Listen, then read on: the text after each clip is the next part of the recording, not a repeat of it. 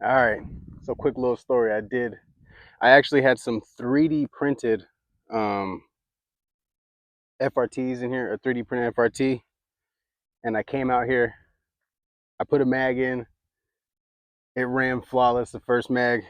I put the second one in. I turned the video on, and this is what I was getting. Nothing. I don't know what the heck happened. What the freak is going on now?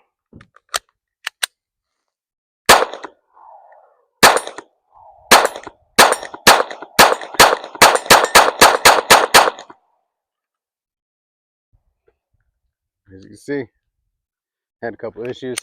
Just gotta go back and replace it. We'll be back out.